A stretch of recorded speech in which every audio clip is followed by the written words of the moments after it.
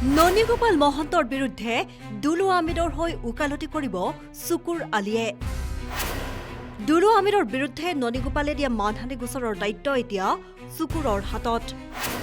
দুলু আহমেদৰ হৈ এই কেছ চাবলৈ সম্পূৰ্ণ সাজু হৈছে চুকুৰ আলী। ৬০০০ পৃষ্ঠাৰ মানহানি গোচৰৰ সম্পূৰ্ণ দায়িত্ব এতিয়া চুকুৰৰ হাতত। ১৯ জানুৱাৰীৰ শুনানিত দুলু আহমেদৰ পক্ষত মহামান্য আদালতত যুক্তি দিব চুকুৰ আলীয়ে। যথেষ্ট দীঘলীয়া কেছ যদিও তথ্যৰ ভিত্তিত সম্পূৰ্ণ যুক্তিতৰ্ক কৰিবলৈ সাজু চুকুৰ আলী।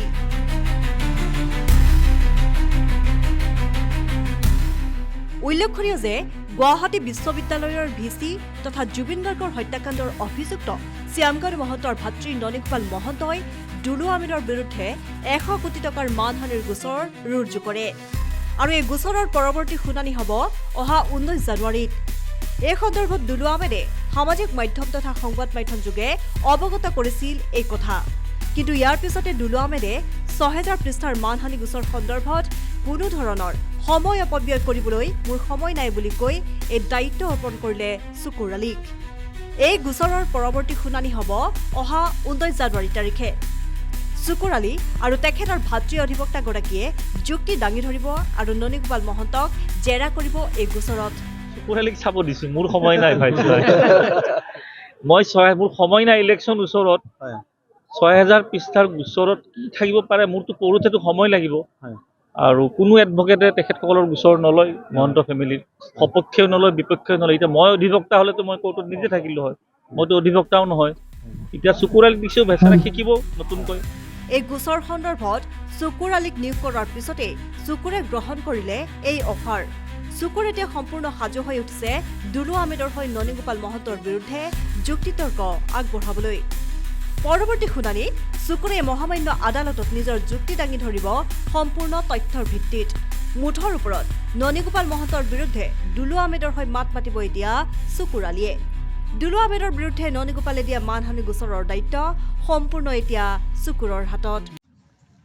কালি মই পেজত এটা বস্তু চালোঁ যে দুলু আহমেদে এটা লিখিছে যে ননীগোপাল মহন্ত দুলু আহমেদৰ বিৰুদ্ধে মানহানি এটা গোচৰ ৰুজু কৰিছিলে আৰু গোচৰত প্ৰায় ৬০০০ আছে পৃষ্ঠা আছে। সেইখিনি চাবলৈ দুলু আহমেদৰ সময় নথকাৰ কাৰণে তেখেতে যে এইটো কেছ চুকুৰ বা চুকুৰ সতীৰ্থই কেছটো চাব তেনেকৈ এটা পেজটো দিছে। কিন্তু দুলু আহমেদৰ লগত মোৰ এতিয়ালৈকে কোনো ধৰণৰ যোগাযোগ হোৱাও নাই, কোনো মাত মাতাও হোৱা নাই। কিন্তু মই এই কেছটো মই চাবলৈ সাজু হৈছোঁ যে গুৱাহাটী বিশ্ববিদ্যালয়ৰ কাৰণে যি গুৱাহাটী বিশ্ববিদ্যালয়ত ৰক্ষাৰ কাৰণে যি দুৰ্নীতি হৈছে, যি দুৰ্নীতি ননীগোপাল মহন্তই যি দুৰ্নীতি কৰিছে, যি কৰাপশ্যন কৰিছে, ব্ৰিজ অফ কাৰ্ছ বুলি কোৱা হয়, যি কৰাপশ্যন বুলি কোৱা হয়, ব্ৰিজ অফ কাৰ্ছ, সেইটো এটা গোচৰ মানহানি দিছে যে দুৰ্নীতি হোৱা নাই বুলি, তেনেকুৱা এটা মানহানি মিছা বুলি। গতিকে এই কেছটো মোক চাবলৈ দিছে আৰু ১৯ তাৰিখত জানুৱাৰী ১৯ তাৰিখত জাজমেণ্ট হ'ব। মই সাজু আছোঁ সেইটো কেছত। যদি দুলু আহমেদৰ লগত যদি মোক দিয়ে মই ধন্যবাদ জনাম, থেংক ইউ, যে ৱেলকাম জনাম। মই কেছটো যদি মোক চাবলৈ দিয়ে মই কেছটোত চাম আৰু যে ইউনিভাৰ্চিটিৰ হৈ মাত মাতিবলৈ মই সাজু আছোঁ। মই কাৰো কেৰেপ নকৰোঁ। গতিকে সেইটো লৈ আমি কেৰেপ নকৰোঁ যে ইকুৱেল টু বিফৰ ল, আইন সকলৰ কাৰণে সমান। গতিকে আমি সেইটো চাবলৈ আমি সাজু আছোঁ আৰু আমি ননীগোপাল মহন্তৰ বিৰুদ্ধে যিটো দিছে মই সেইটো মাত মাতিম। যিমানখিনি আমি জাজমেণ্ট কৰিব লাগে কি আছে না আছে আমি কেছটো মই চাব লাগিব। প্ৰথমত কেছটো অলপ লং হ'ব, গতিকে কেছটো চাবলৈ কেছটো মোৰ কাৰণে ছামথিং মেটাৰ বুলি মই ভাবোঁ। কাৰণ যিখিনি যাৰ যিটো নলেজ জনা থাকে সেইটোৰ কাৰণে একো নহয়, একো ফেক্টৰ নহয়। গতিকে আমি দুলু আহমেদ দাদাই যদি মোক চাবলৈ দিয়ে কেছটো মই ল'বলৈ সাজু আছোঁ আৰু মই কোৰ্টত থিয় হৈ মই জাজমেণ্ট কৰিবলৈ সাজু আছোঁ।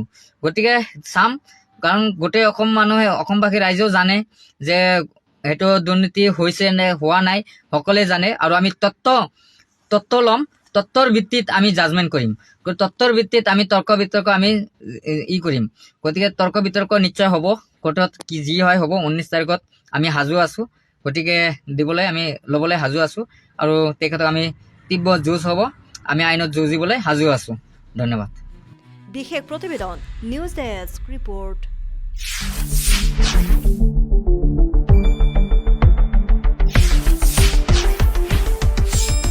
শুদ্ধ আৰু বিস্তৃত বাতৰিৰ বাবে চাই থাকক নিউজ ডেস্ক ৰিপৰ্ট।